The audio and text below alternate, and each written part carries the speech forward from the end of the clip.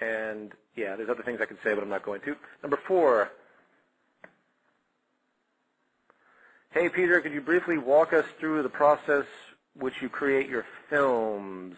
I would like to start doing a film on language and the like. Okay, well, this isn't really a movement question, but since you asked that, very simply, you do the research.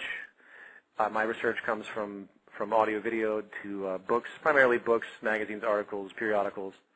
And then what I typically do when I find subject matter I like, I copy everything out manually. When you write something down physically with a pencil, it seems to have a interesting cognitive reaction in your mind.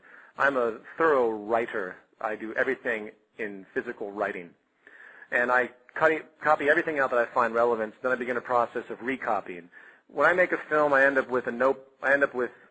start with about 30 notebooks derived from all my sources, and I slowly break all of that down through rewriting, recopying, condensing, making it as concise as possible to about 1 notebook. All my books are riddled with notes and everything else. So what I could say is that when you do begin work, use your writing capacity. It really helps to get things in your mind, as opposed to, well, that's the system that I use. It might not work for somebody else. I don't want to talk too much about that.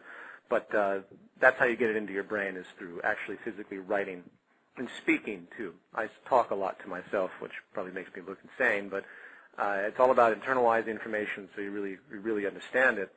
And, of course, you obviously have to follow your sources, too. That's a very difficult one. I still get attacked, of course, for Zeitgeist 1, because no one out there will follow the sources to see where things came from. They just assume it's all made up for certain elements. You follow the sources, you'll find exactly where things are. So make sure you track your sources if you want to be thorough, if you're doing something in a scientific sense.